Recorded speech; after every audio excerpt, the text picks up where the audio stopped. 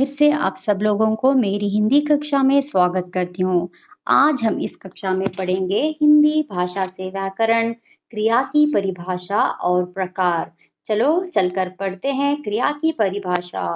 क्रिया किसे कहते हैं? जैसा कि हम सब लोगों को पता है, क्रिया का अर्थ है काम का करना, अर्थात क्रिया से अभिप्राय किसी काम का करना या होना है।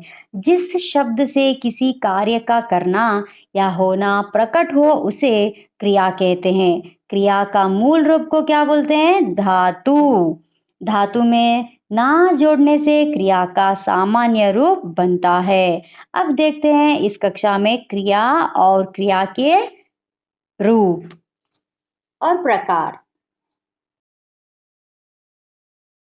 क्रिया वर्ब। क्रिया शब्द क्री धातु से बना है जिसका अर्थ है करना, अर्थात क्रिया का अर्थ है काम करना। किसी कार्य की चेष्टा क्रिया कहलाती है।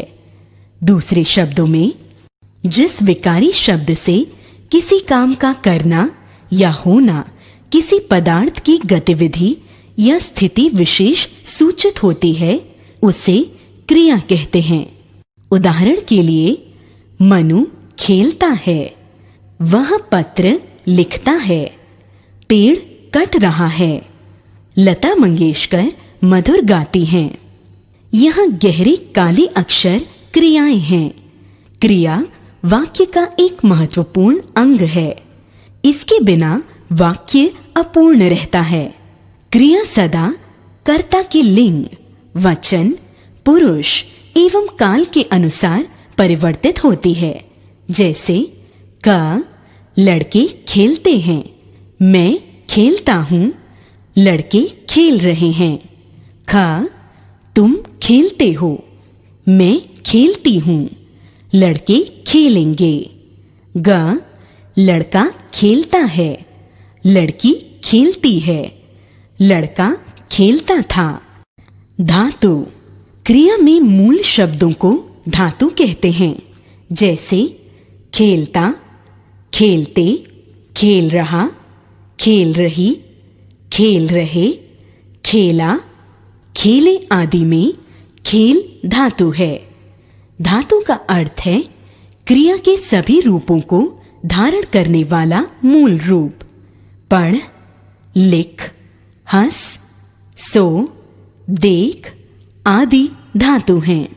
इनमें ना जोड़ने से क्रिया का सामान्य रूप बन जाता है। जैसे खेलना, पढ़ना, लिखना, हंसना, सोना, देखना आदि। यह रूप क्रियार्थक संज्ञा कहलाता है। इसका प्रयोग संज्ञा के समान भी हो सकता है। जैसे हर समय सोना अच्छा नहीं है। इस वाक्य में सोना संज्ञा की तरह प्रयुक्त हुआ है। सहायक क्रिया। जो शब्द काल आदि का बोध कराने में क्रिया की सहायता करते हैं उन्हें सहायक या रंजक क्रिया कहते हैं। उदाहरण के लिए, मैं पढ़ता हूं, वह पढ़ रहा है, तुमने पढ़ा था, हम पढ़ रहे थे, वे पढ़ते होंगे, वह पढ़ रहा होगा आदि। इन वाक्यों में हूं, रहा है, था, रहे थे, होंगे, होगा शब्द वाक्य की क्रिया का काल बताने में सहायता कर रहे हैं। अतः ये सहायक क्रिया कहलाते हैं। क्रिया के व्यापार को करने वाला उस क्रिया का कर्ता कहलाता है और क्रिया का फल जिस पर पड़ता है वह कर्म कहलाता है। जैसे दिगंत पुस्तक पढ़ता है। इस वाक्य में पढ़ता है क्रिया का कर्ता दिगंत है तथा कर्म पुस्तक है। क्रिया के दो भेद होते हैं। क्रिया के भेद। कर्म के आधार पर, संरचना के आधार पर।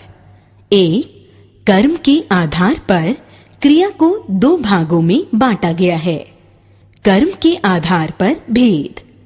अकर्मक क्रिया, सकर्मक क्रिया। क अकर्मक क्रिया। अनामिका चलती है। अ कौन चल रहा है? उत्तर है अनामिका। चलना क्रिया का प्रभाव किस पर पड़ रहा है? उत्तर है अनामिका पर। चिड़िया उड़ रही है। ब कौन उड़ रही है? उत्तर है चिड़िया।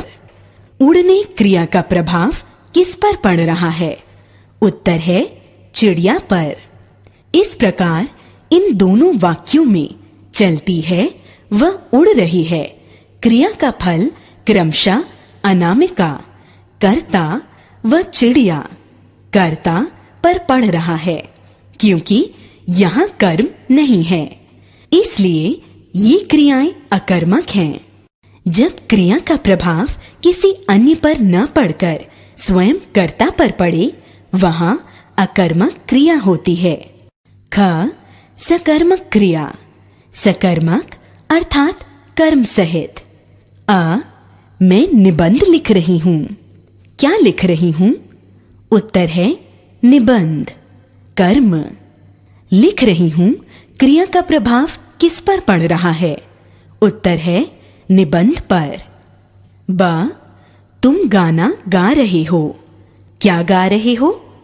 उत्तर है गाना, कर्म।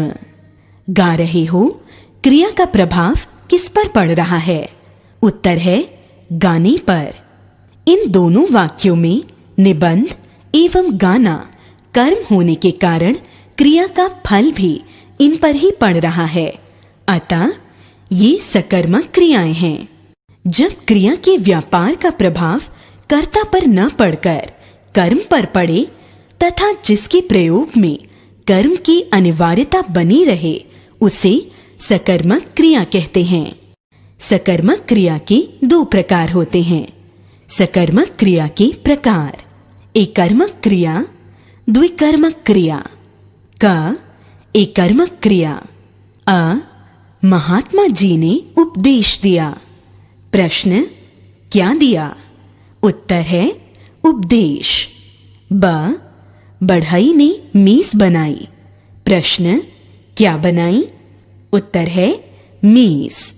इन दोनों वाक्यों में क्रमशः उपदेश और मीस एक एक कर्म होने के कारण ये एक कर्मक क्रियाएं हैं। इस प्रकार जब क्रिया का एक ही कर्म होता है तो वह एक कर्मक क्रिया कहलाती है। ख द्विकर्मक क्रिया। अ राजा ने ब्राह्मणों को दान दिया। प्रश्न क्या दिया? उत्तर है दान, मुख्य कर्म।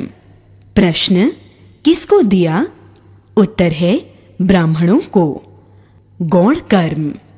ब डॉक्टर ने रोगी को दवाई दी।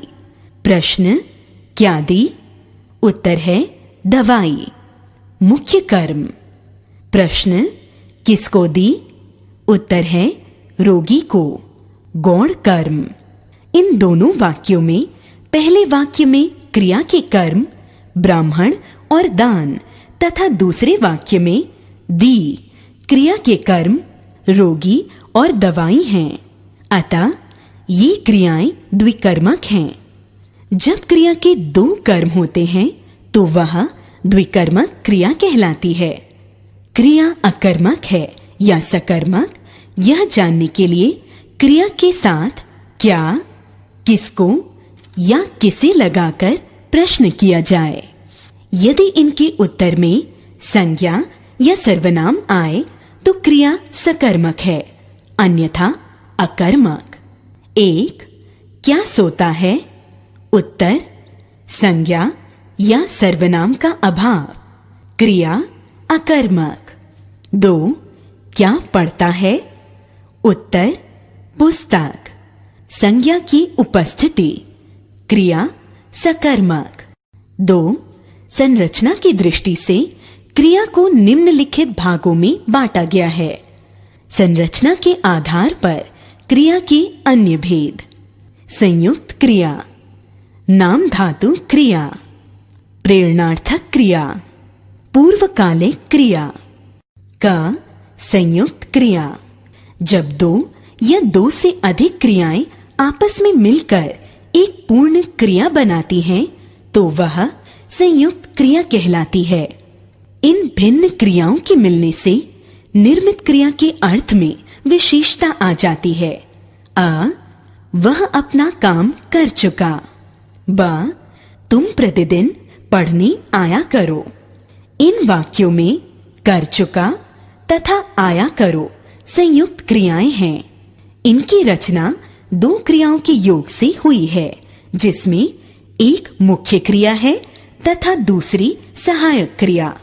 सहायक क्रिया मुख्य क्रिया की पूर्णता में सहायक होती है, जैसे वे जा रहे हैं, देव चला जाएगा, वह खाना खा रहा है आदि सभी सहायक क्रियाएं हैं।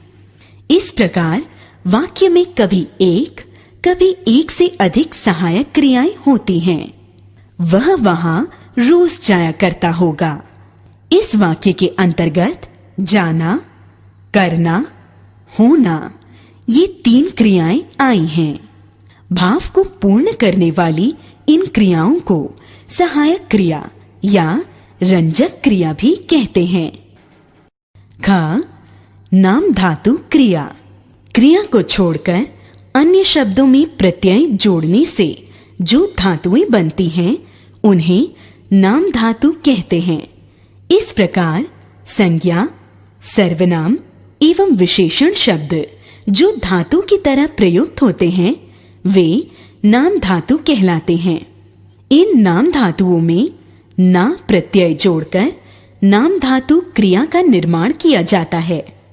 संज्ञा से संज्ञा बात, नाम धातु बता, नाम धातु क्रिया बताना, लज्जा लजा, लजाना, हाथ हथिया, हथियाना। विशेषण से चिकना, चिकना, चिकनाना, सूखा, सुखा, सुखाना, साठ, सठिया, सठियाना, नरम, नरम, नरमाना। सर्वनाम से अपना, अपना, अपनाना। क्रिया से थप थप, थपथपा, थपथपाना। भिन भिन, भिन भिना, भिन भिनाना। ग, प्रेरणार्थक क्रिया। जिस क्रिया से यह जान पड़े कि कर्ता स्वयं कार्य न करके किसी दूसरे को उस कार्य को करने की प्रेरणा देता है या किसी अन्य से उस कार्य को करवाता है, तो उस क्रिया को प्रेरणार्थक क्रिया कहते हैं। मालकिन धोबी से कपड़े धुलवाती है। प्रेरणार्थक क्रिया के भी दो प्रकार हैं। अ, पृथक प्रेरणार्थक क्रिया। ब, द्वितीय प्रेरणार्थक क्रिया। धातु गिर। प्रथम प्रेरणार्थक गिराना, द्वितीय प्रेरणार्थक गिरवाना। चल, चलाना, चलवाना। ठहर, ठहराना, ठहरवाना। पढ़, पढ़ाना, पढ़वाना। धो, धुलाना, धुलवाना। सो, सुलाना, सुलवाना। सुन, सुनाना, सुनवाना। बोल, बुलाना, बुलवाना। कर, कराना, करवाना। डूब, डुबाना, डुबवाना।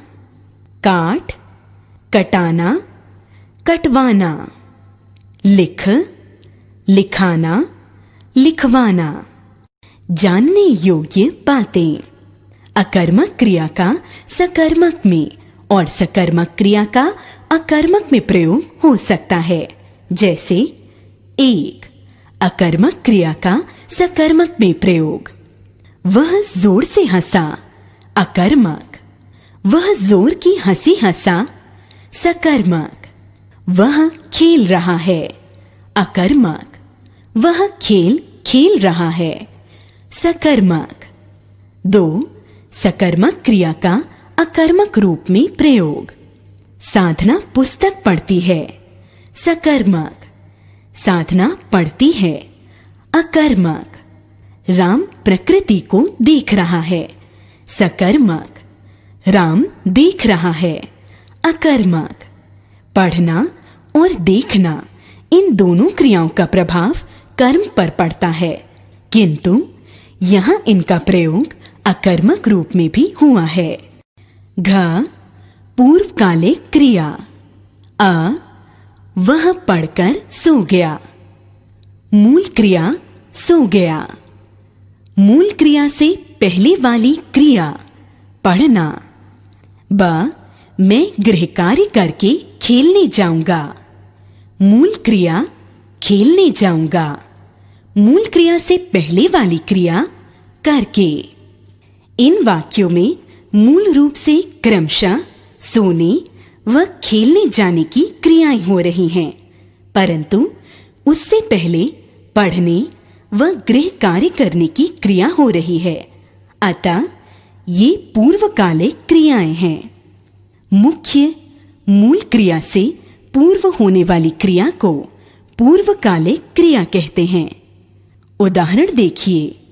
पढ़कर, उठकर, आकर, जाकर, सिलकर, मिलकर, खाकर, बुनकर, रोकर, सोकर।